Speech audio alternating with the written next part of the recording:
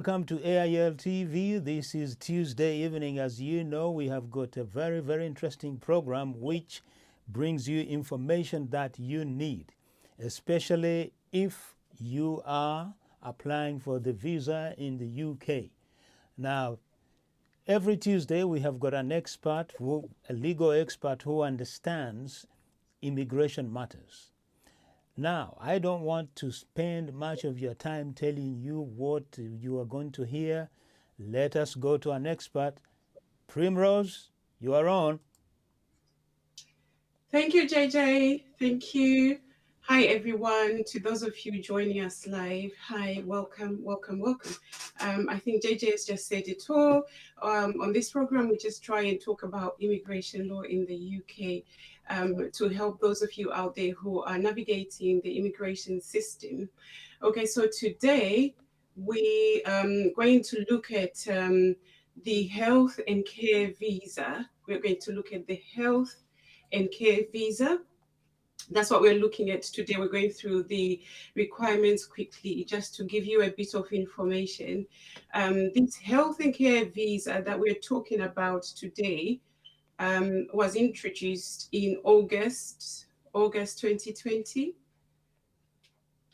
That's when it was introduced by the government. I think there was suddenly a realization that actually migrants are quite crucial to the NHS because there are a lot of migrant workers in the NHS, and suddenly the government decided to do something about that, and they introduced what we call the health and care visa. If you do not know immigration, you might actually think that the health and care visa is a new thing that was introduced, but it's not really a new thing because it was already available. It was available under the tier 2 category. For those of you who are familiar with the UK points-based system, which we have for people who want to come and work in the UK, for foreign workers who are from outside the EU, we have the points-based system under which people can apply for different types of employment visas or student visas. Okay, so the health and care visa is just an improvement on the rules that were already there under the tier 2 category of the points-based system of the immigration rules. So what happened in August, as I was saying, is that I think the government suddenly had this epiphany that, oh, actually we do need the migrants in the NHS. Why don't we make it easier for them to come to the UK so that they can work in the NHS?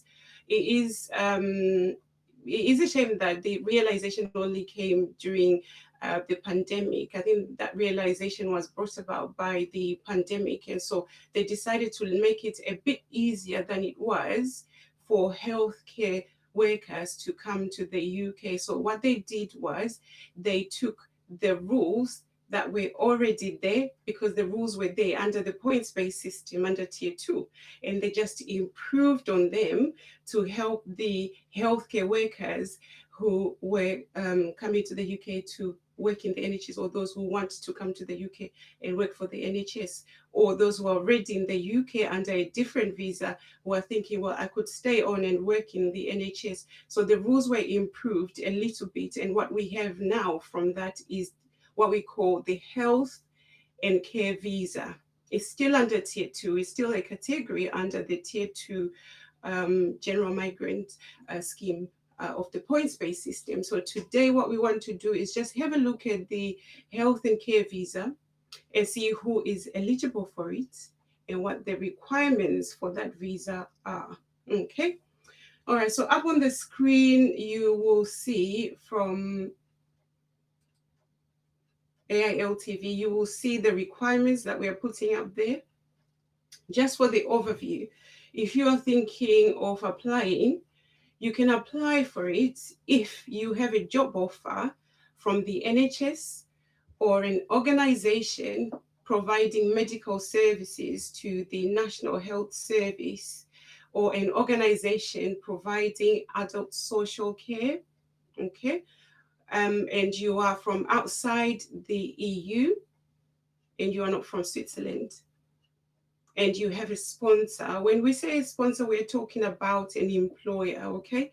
So in order for you to apply under this scheme, you need to have a job offer from an employer who, for the purposes of immigration law, is called a sponsor. So the employer is your sponsor. So you do need to have a job offer before you can apply under this scheme. And I will explain that in a little bit more detail later. But I just want to say this, sometimes I do get people, they come to me and they say, well, we do want to apply under tier 2. Can you help us get started? And I always have to say to people, you don't start in a solicitor's office. You actually have to start by getting the job. You have to apply for jobs first. Once you've got an offer with a registered sponsor, that is the employer who's registered by the Home Office, then we can get started. Okay. So the first step for those who are thinking, well, I'm actually a healthcare worker, I'm qualified. What can I do? How do I get the process rolling? The first step is get a job. If you have the qualifications, if you're suitably qualified as a healthcare worker and you're from outside the EU, you just need to apply first for a job. And when you have the job, then we can start talking. Okay, so who is actually eligible? Because we are saying it's for healthcare, health and care workers. Who is eligible? There is a list of eligible professions. So the title can actually be a little bit misleading because there are certain professionals that are eligible for this and not everybody can apply. So I'll just take you through the list of eligible professions. I think we'll also have it coming up on the screen. So we've got biological scientists or biochemists. We've got physical scientists. We've got medical practitioners. Okay, medical practitioners, we're talking here about qualified doctors. So it doesn't matter what type of doctor you are. If you are a GP, you can apply. If you're an A&E doctor, if you're a consultant, it doesn't matter, you can apply if you're a qualified doctor. So it is a doctor from all fields. You would be eligible to apply as long as you meet all the other requirements, which I will briefly talk about. So we've got doctors, we've got psychologists, we've got pharmacists, we've got opticians, we've got dental practitioners, we've got podiatrists, we've got health professionals not elsewhere classified, we've got physiotherapists, we've got occupational therapists, we've got speech and language therapists, we've got nurses. So if you're a nurse, it doesn't matter what type of nurse you are. If you are a midwife or you are in adult nursing, or if you are a specialist nurse, it doesn't matter. Nurses in general are eligible to apply under this route. And then we've got the midwives as well, radiographers, yes, they are wanted as well. And then we've got the social workers as well. Social workers, again, it's just general, it's generic. Any social worker, it doesn't matter what field you specialize in, as long as you meet all the other requirements. We've also got paramedics. So you can also apply if you are a qualified paramedic. Okay, so as I was saying earlier, you do need to have a job offer in the UK from an employer who is called the sponsor under the immigration rules. So if you hear them saying a sponsor under tier 2, it just basically means an employer. So you do need to have a job offer. Okay, and the employer must be registered with the Home Office. Okay, he must be a registered sponsor. If you want to check that out when you're applying for jobs and you're identifying employers or jobs to take up, and you're wondering whether that particular employer is registered with the Home Office, what you can do is go on their website, which is www.gov.uk, and you just type in tier 2 register of sponsors, so you can check out whether your particular employer or your prospective employer is appearing on there. But basically for this category, whichever employer you're applying with, it has to be either an NHS trust or an NHS Foundation Trust. I think they've issued very, very detailed guidance for this, and I would encourage people to go through the guidance itself. That is the Tier 2 policy guidance. If you type it on their website, it will come out, because it is actually quite a long list of the type of employers who are allowed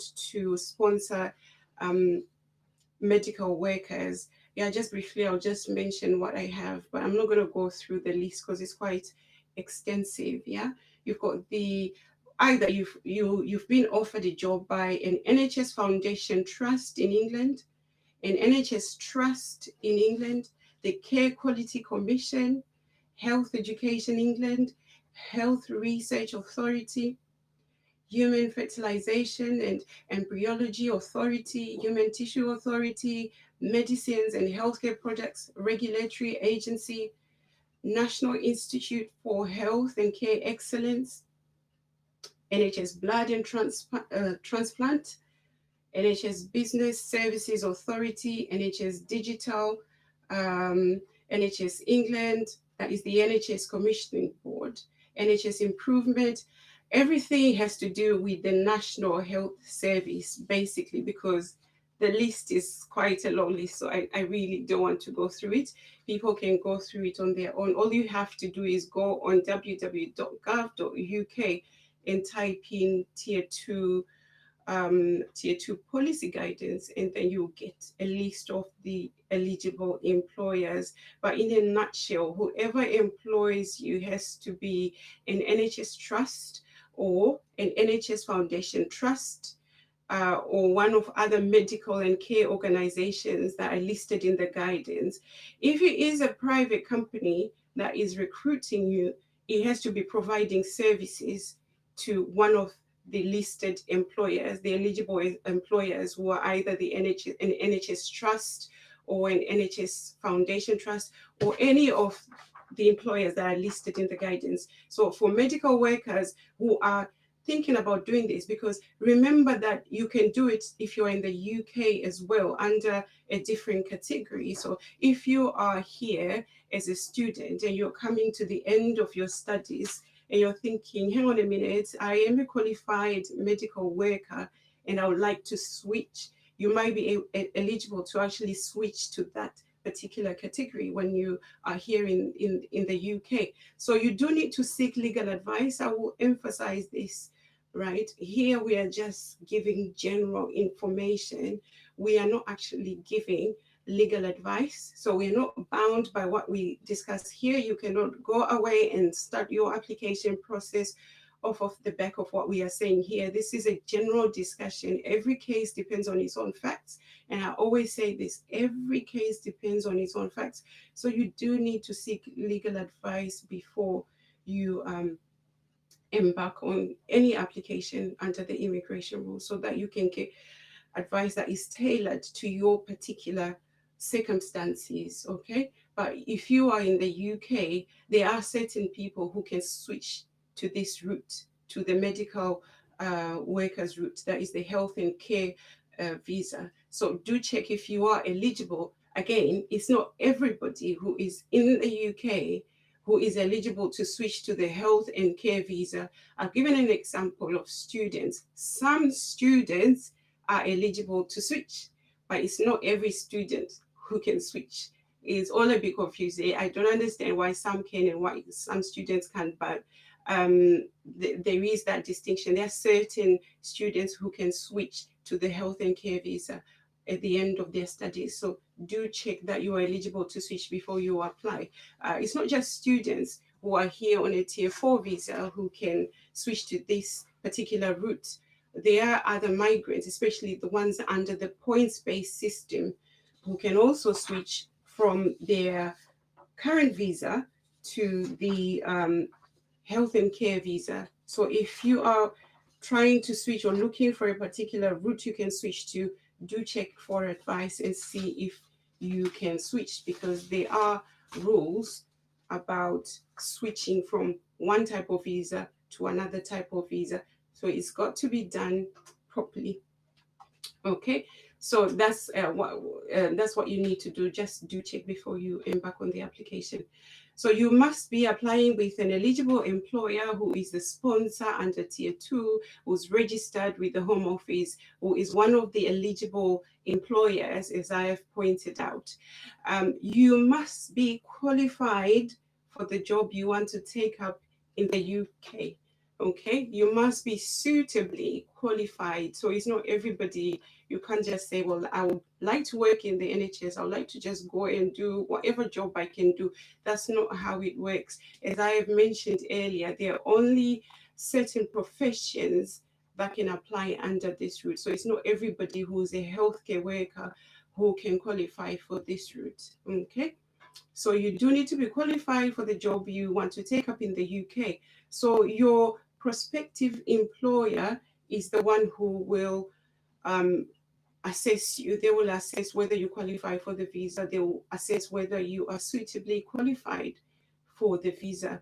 And if they're satisfied that you qualify for the visa, you have the skills, you've got the qualifications, what they will then do is they will issue a certificate of sponsorship to prove this. That is to satisfy the immigration authorities that they are satisfied that you are eligible, you qualify for the healthcare visa. So your employer, when you apply, they'll take you through the process to just assess that you have the right qualifications and you have the right experience for the job.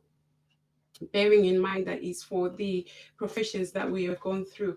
Okay, so you can be either here in the UK or you are already outside the UK and you've just heard about this and you're considering doing this. This is a route that is open for you and your employer will assess your suitability for this visa. Okay, when you apply, the employer has to give you all the information that you will need to apply. Okay, and so that you can put it on your application form. But again, do seek advice when you are trying to do this. Just get advice, and then you can go on to check that your employer has given you the correct information for you to put on your application form. Okay. There are other requirements that you would have to meet, which are the general requirements under the Tier 2 category. So if you joined us earlier, I did say that the health and care visa, which was introduced in August as a new visa, is not actually a new visa. It was already there. It was there before August when it was introduced. But what the government did was they just took the old rules out of the Tier 2 provisions, the rules that were already there. They just improved on them to make them easier for healthcare workers to come to the UK. So certain requirements that were there before still apply. So you do need to check the Tier 2 policy guidance. For instance, there is the maintenance requirement. Under Tier 2 provisions, you need to have a certain amount of money that has been in your account for the past 3 months from the date of application. I'll give you an example. So if you're applying today, okay, if you apply today, which is the 20th of October 2020, you've got to produce bank statements worth 3 months. So going back 3 months, you have to satisfy them that that level of funds has been in your account for a period of 3 months before the application. Okay, if you do that, then it means that you've satisfied the maintenance requirement. Okay, this is for most applicants. You will find that for some employers who are rated um, um, A-star sponsors, A-rated sponsors, they will certify your maintenance. If they certify your maintenance, then you do not have to have bank statements showing that you have held that level of funds for a period of 3 months, because your employer will have given the undertaking regarding your maintenance. So if your employer certifies your maintenance, you do not have to produce 3 months worth of bank statements to prove that you have money in your account to maintain yourself adequately without recourse to public funds when you get to the UK. So this is something that you might want to check with your prospective employer when you are looking at the employers that you would like to work for. Just check if they are A-rated sponsors. If they are A-rated sponsors, then it means you don't have to produce the 3 months worth of bank statements to prove that you can maintain yourself in the UK without recourse to public funds. If they tell you they're not A-rated and they're not going to certify your maintenance, then you do need to save up the money, leave it in your account for 3 months, and then you rely on that for your application. Okay, so how long it will take to get the visa? The processing time is currently 3 weeks from the date that you provide your biometrics. So from the date you go to the visa center, wherever you are, to provide your biometrics, your fingerprints, you have to count 3 weeks from that date. That's how long it will take to get a decision from UK visas and immigration. Okay. If you have found a job and your employer is saying they need you ASAP, they cannot wait for you to come to the UK. They cannot wait the 3 weeks and you have to come quickly. You can upgrade your application. You can pay a bit extra for your application in order for them to decide your application and give you a decision within 5 working days. And if you want to get a decision within 2 days, 2 working days, then you pay £800 instead. The normal fees for the visa, the normal fee is 232. But if you want to get a quicker decision within 5 working days, you pay £500. But if you want to get a decision within 5 working days, you pay £800. Okay. The visa will be for 3 years. The maximum you can stay on that visa is exactly 5 years and two is it 2 days? I think it is 5 years and 2 days. No, no. I will yes, if it's 5 years and 14 days. So it's 5 years and 14 days. So after that, you cannot get an extension. So if you've been on this visa for 5 years and 14 days, you cannot get an extension. You might have to find another way of switching to a different category if you still want to continue with your employment, because you wouldn't be able to extend it beyond 5 years and 14 days. That's because of some reforms that happened a few years ago. So now they cap it. You can only stay for 5 years and 14 days unless you are able to switch to a different category. Okay, so that is the health and care visa for medical workers who want to come to the UK and work in the National Health Service, or work as social workers. That is generally the framework that we are currently working with. And as I said earlier at the beginning of the program, this is an old category which was just revamped during the pandemic.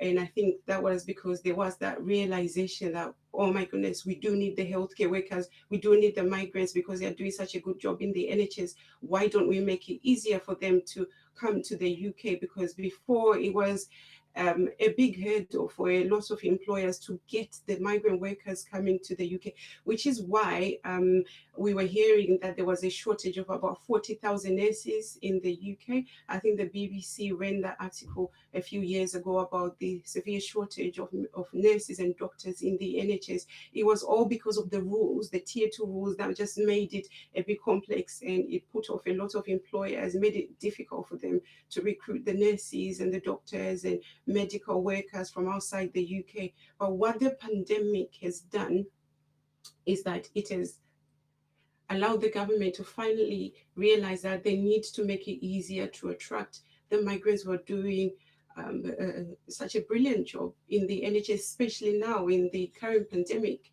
We have heard about how the BAME community is disproportionately affected by the COVID pandemic, because most of the members of the BAME community are key workers. They are working in the NHS, or they are working in other industries. They are key workers as social workers.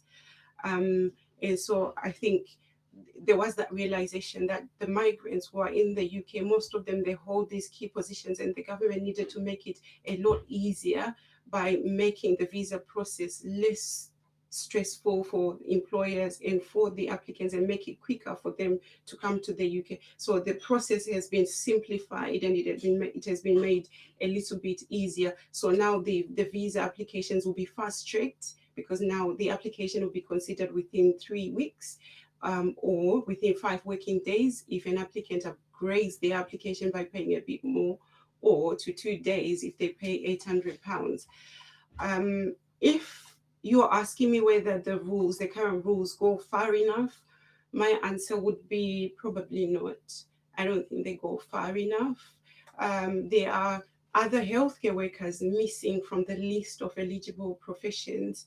So care workers are missing, um, support workers are missing, and I think that was a missed opportunity. There was that opportunity to add them to the list of eligible professions because the pandemic has shown us that the UK does need the care workers, it does need the support workers.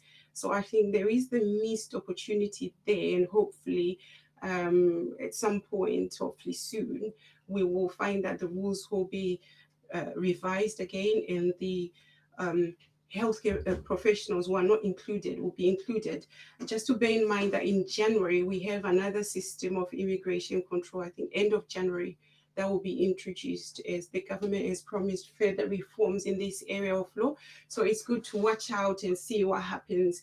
Perhaps we will have the other healthcare professionals like care workers, healthcare assistants, support workers, and many other healthcare workers, medical workers added onto the list.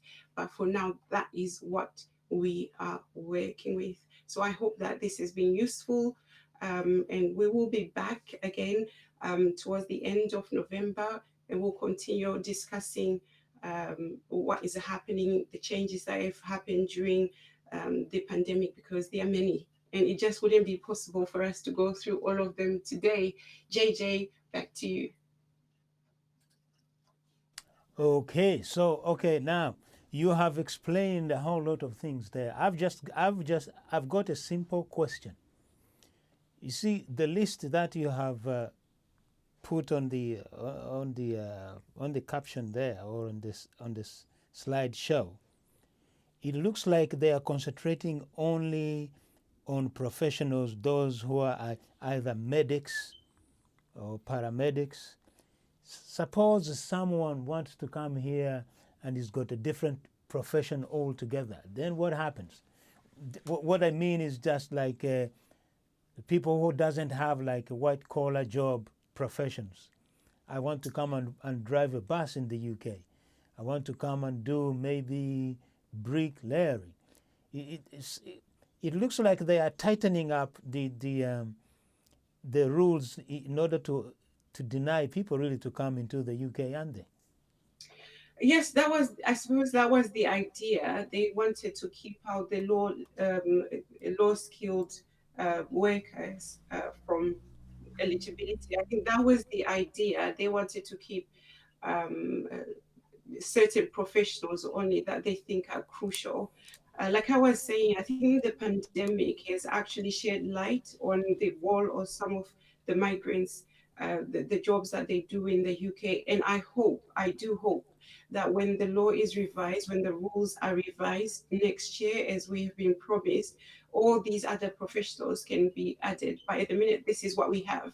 And for those who are not here, they might want to go through the tier two rules that I've talked about, because there are other categories as well under the tier two general who can fit under the tier two general category. So what people want to do is to check the other provisions to see if they fall under those. Yeah. So it's not everyone who will be covered. Like I say to you, it's mainly for people who are professionals at the minute who will benefit. But I hope as time goes on, we will have other workers added to the list.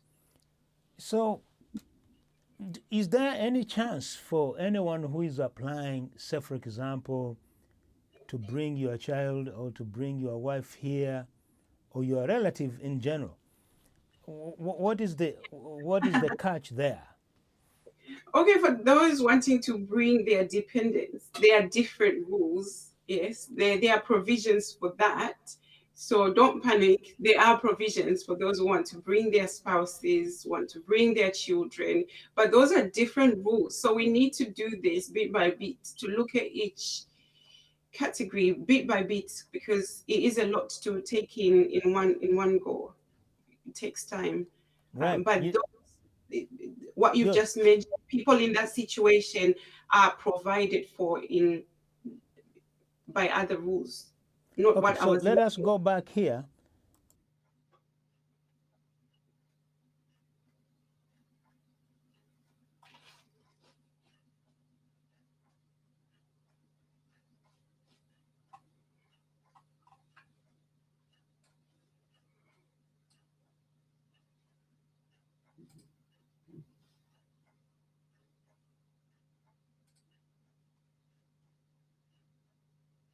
did you, you know, I have got a slide up. I'm going to bring the slide up here. You know, the healthcare surcharge. Um, Oh, yes, yes. yeah, that one. The immigration health surcharge, the notorious one, the exorbitant one. Okay, Okay. what's your question? Yep. What's your question? My question is, can you talk about this healthcare surcharge? Because you see, it is all confusing. For me, I don't understand this, and many people will be confused too. I understand. I have talked about this in previous broadcasts, but I'll just go over it again briefly. The immigration health surcharge is a tax that is levied on UK visas.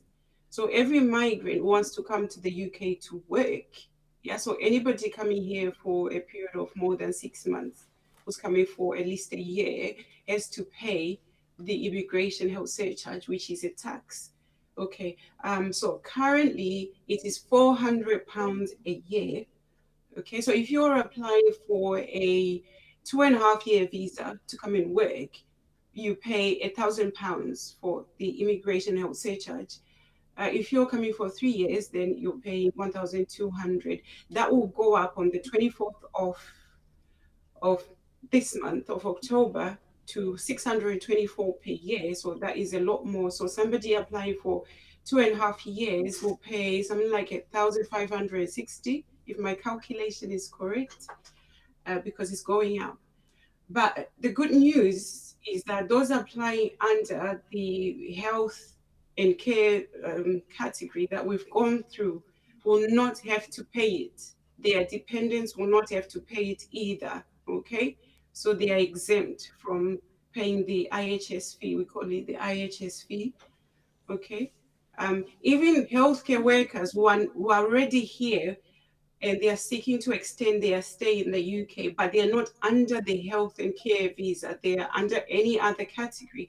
They are also exempted from paying the IHS fee, which I think is a good development. Again, one of the concessions that the government had to make recently in May because of the pandemic and the recognition that the migrants who are working in the healthcare service are doing such a good job, and it wouldn't make sense to charge the same people who are at the forefront of delivering such an amazing service to pay the IHS fee. So healthcare workers generally now are exempt. Their dependents are exempt as well.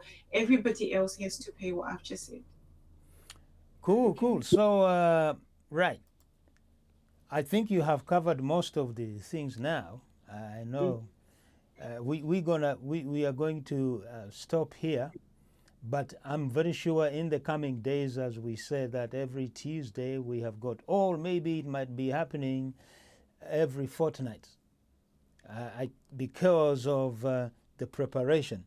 All this information that you are hearing from Primrose needs to be really put together, needs to be analyzed. But I hope it is very, very, very, very, very interesting and informative.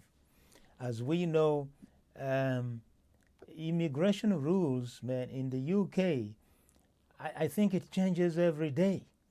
So, Yes, so, so, so it does. now, you know, like with an excuse of the coronavirus pandemic, it has even brought in a different twist altogether. So, any last word that you want to give to the people watching you before we log off? Well, if anyone is affected by anything that we've just discussed here today, do give me a call or email me using the details that are appearing on the screen right now, or follow us for further updates. As JJ has said, we will keep doing this just to demystify immigration rules, because trust me, this is one very complex and messy area of law. So do follow us as we try and share information and work things out together and help you out. But like I said, this is not legal advice. Please do not make applications without seeking advice, because every case is different and applications are decided on the basis of the evidence you provide. Each case is decided on its own facts. So do seek legal advice before you embark. But do follow us. Do follow us here on Facebook or Twitter or Instagram, because we will keep having these discussions and these programs. That's all I have to say, JJ. Good, good. And I have been displaying the number at the top. Let me bring it up here again. A number there displaying all the time. So, thank you very much, Primrose, and I hope to see you some other time. But don't go yet. Now, as you know, the conversation, I'm always saying that the conversation does not stop here. No. It continues on social media, Facebook, YouTube. So if you have got any question that you want to pass over to Primrose, she's ready anytime. I could even say she's ready 24 hours. So go to Facebook, log on to YouTube. Hours. Yes, she's always ready. So on that note, I must say, Primrose, I will see you in 2 weeks' time. Yes, see you in 2 weeks. And yeah, we have to end here. And